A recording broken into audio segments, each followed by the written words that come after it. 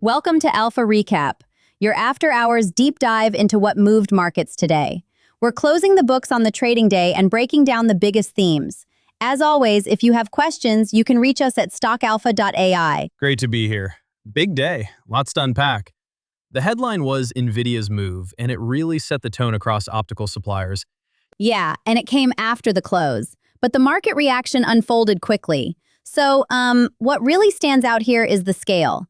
Nvidia committed $4 billion to optical suppliers. That number, $4 billion, landed like a vote of confidence for Photonics over traditional copper interconnects. And the market punished or rewarded that signal in real time. Coherent rallied about 15%, Lumentum jumped about 11%, and Applied Optoelectronics popped about 22%. Right. Those were big intraday moves. Analysts were right on the tape revising targets. JP Morgan moved Lumentum to $565, and Rosenblatt set Coherent at $300. At the same time, the narrative pushed money towards smaller names. Poet Technologies traded around $6 per share. Speculation picked up fast. I mean, when you step back and look at this, Nvidia's allocation isn't just a purchase order. It's strategic signaling, basically saying hyperscalers should be ready to pay up for optics. Let's pause and make photonics versus copper simple for listeners. Photonics uses light, photons, to carry data across fiber or integrated silicon. Copper uses electrical signals. The practical differences are lower heat, longer reach, and better energy efficiency per bit with light. Exactly. As data centers scale to 400 gigabit and 800 gigabit links, copper runs into distance limits and heat constraints. Optics scale cleaner, and for AI workloads that force tons of internode communication, energy per bit matters as an operating cost. So Nvidia's move functions like a kind of insurance policy against supply shocks and accelerates capital flows into optics suppliers. That was the takeaway analysts kept making. But there are two camps reacting. One says this is the structural inflection. Buy the big optics names because adoption is inevitable. The other warns we're in a FOMO moment, with money crowding into expensive large caps and speculative small caps before revenues materialize. Short version. Short-term exuberance versus long-term selection. Momentum traders made quick bucks. Long-term allocators asked whether to buy incumbents or small IP plays. And that's where Poet comes in. It's being framed as optionality, a small, underfollowed play that could compound if it lands design wins. But honestly, I was a bit surprised by how quickly retail interest flowed there.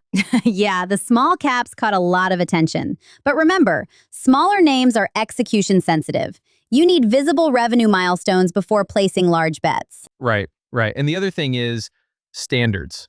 We had a lot of infrastructure signals come out of MWC Barcelona today. Let's talk standards.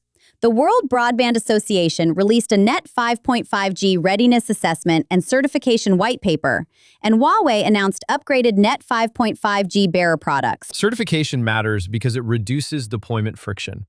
When networks are certified to a standard, carriers can buy with more confidence that products will interoperate and meet performance expectations. Exactly. That lowers procurement risk and can shorten sales cycles for vendors.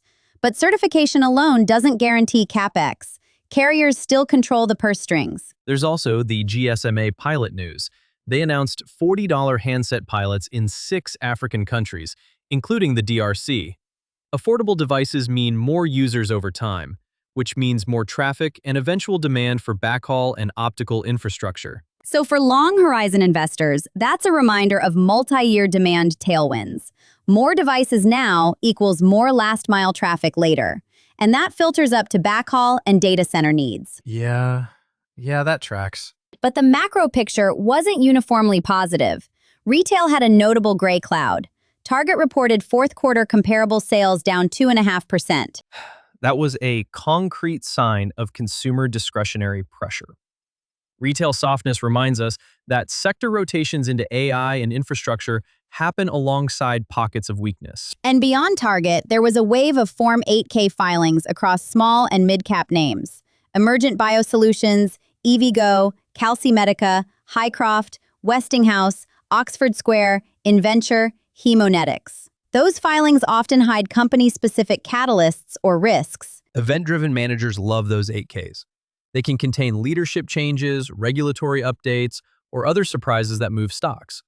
For most investors, they're a reminder to stay vigilant beneath the headline thematic rally. Let's dig into the debate over valuation and timing. One side says Nvidia's $4 billion commitment de-risks photonics adoption and justifies multi-year growth multiples. The other side says adoption timing is uncertain and valuations may be stretched. Right. If carriers delay CapEx or if implementation challenges slow adoption, today's enthusiasm could retract. Analysts are updating multi-year cash flow expectations, which changes price targets and propels institutional flows. That can amplify moves in the short term. A practical way to think about this. If you're a momentum trader, you ride the analyst-driven re-ratings but keep tight stops. If you're a growth allocator, favor scaled suppliers with clear margins and customer relationships, and be cautious with speculative small caps. And if you're a value or dividend investor, watch for capital efficiency and cash flow. The re-rating may have stretched multiples on some optics names. That's where patience can pay off. Let's put some performance context around optics adoption.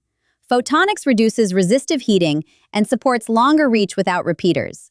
Practically, that means fewer power dollars and less cooling spend as traffic grows, an operating cost lever for hyperscalers. Nvidia's allocation works like a demand anchor. It signals hyperscalers may accept a higher unit cost for optics if the operational savings justify it. That's a big part of why institutions reprice these stocks today. And when analysts lift price targets, algorithmic funds and benchmarkers can re-weight portfolios. That liquidity begets more liquidity in the short term.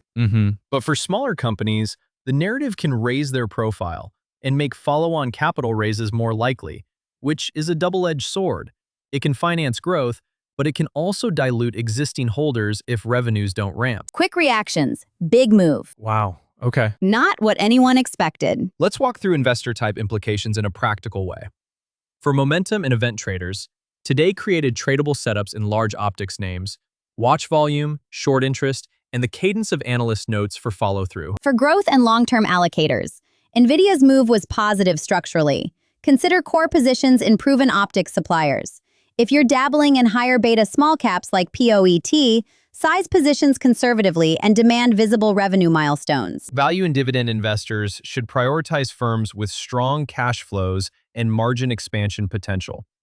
This sector can become frothy, and capital preservation matters. For telecom and infrastructure watchers, Net5.5G certification and Huawei's product push are constructive, but monitor carrier CapEx guidance closely. Certification enables buys but doesn't compel them. Retail and consumer holders should reassess discretionary exposure after Target's fourth quarter softness.